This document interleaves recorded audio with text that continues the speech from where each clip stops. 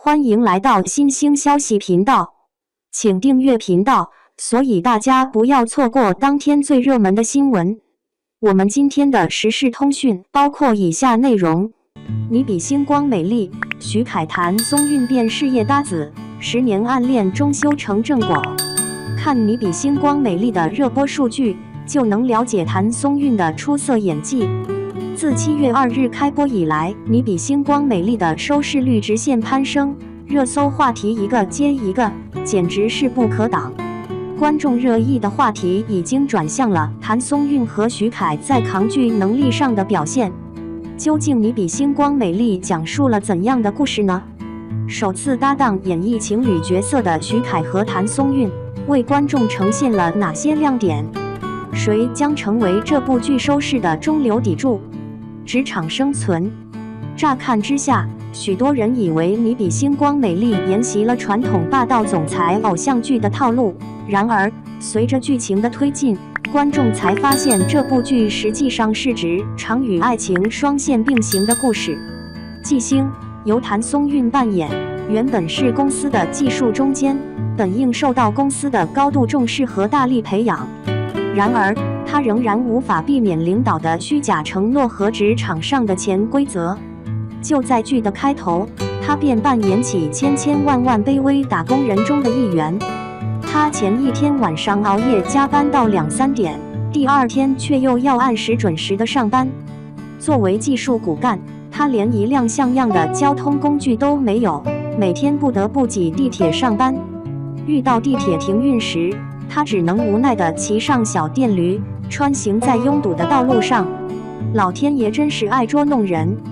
就在快到公司时，没想到在转弯的路口一不留神撞上了停在路边的迈巴赫。迈巴赫里的乘客正是他的大学同学，徐凯饰演的男主角韩婷。然而此刻女主急着赶去公司开会，只是与老同学的司机简短交谈了几句，便匆匆离开，迅速消失在人群中。他们连一次短暂的相遇都没有。更为气人的是，经过通宵达旦的辛苦撰写的技术报告，原本可以让我在领导面前崭露头角，却被心机同事毫不顾忌地窃取，将纪星的项目当成自己的成果展示给领导。如果不是纪星事先做好了应对防小人的准备，他很可能会被迫离开公司。纪星心地纯良，误以为这场混乱只是同事之间竞争的结果。然而当他正准备放下这件事时，无意间发现一切背后竟是技术总监陈松霖的算计。原来技术总监默认了同事的小动作，因此他们才敢如此肆无忌惮。销售总监徐磊与技术总监陈松霖私下里勾结，进行了一些不为人知的活动。正是由于这位同事与销售总监有亲属关系，才得以升迁。纪星在得知真相后，终于彻底体会到了官官相护这句话的深刻意义。作为公司中没有依靠、背景或资源的3无人员，即使技术再出色，也难以比肩其他人的后台优势。最让人无奈的是，领导明明对所有事情的真相了然于心，却仍然试图通过升职、加薪和发奖金等手段来安抚纪星。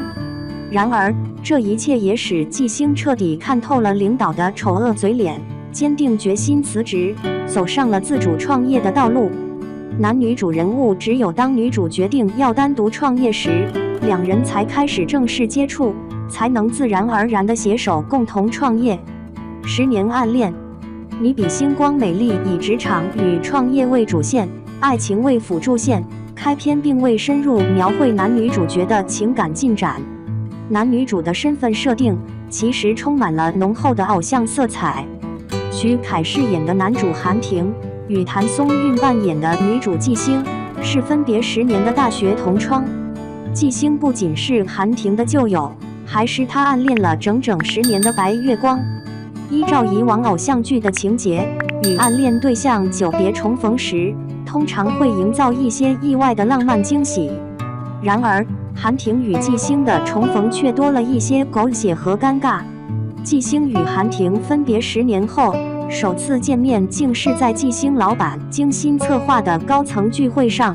除去季星匆匆一瞥韩婷迈巴赫的那次偶然碰面，季星的老板曾敌视一位在职场拼搏多年的成功女性，她深谙职场生存之道。对于季星这样的打工人，他只是把这当作一桩生意来处理。为了巩固与客户的关系，得知客户对季星的外表欣赏后，特意邀请季星参加私人聚会。季星被蒙在鼓里，天真的以为老板这样安排是为了帮助他拓展人脉，甚至还花时间精心打扮了一番。结果到了现场，他才明白老板早已将自己视作任其宰割的鱼肉，只为钓到客户上钩。恰巧出现在聚会中的，竟是10年未见的老同学。季星顿时感到尴尬至极，脚趾都在地上使劲抠着，完全不敢与韩婷正面对视。韩婷坐在聚会的中央，从季星走进来的那一刻起，她的目光就一直紧盯着他。他一眼就看出季星被老板当作诱饵了。他没有揭穿季星的伪装，即使季星在装陌生。整个聚会期间，韩婷始终密切注视其他几位老总的每一个动作，只要他们有丝毫异动，他立刻采取行动。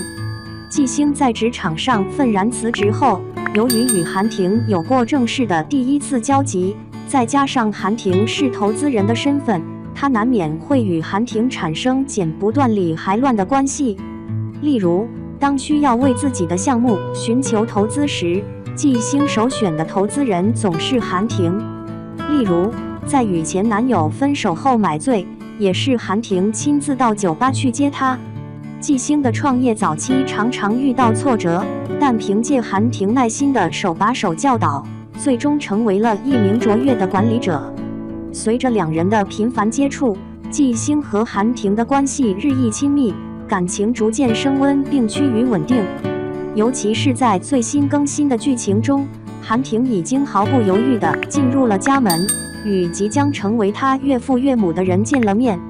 此外，未来的岳父岳母也变身为热心的小情侣助攻，极力促成他们的爱情。可以预见，韩婷离报的美人归的那天已经近在咫尺。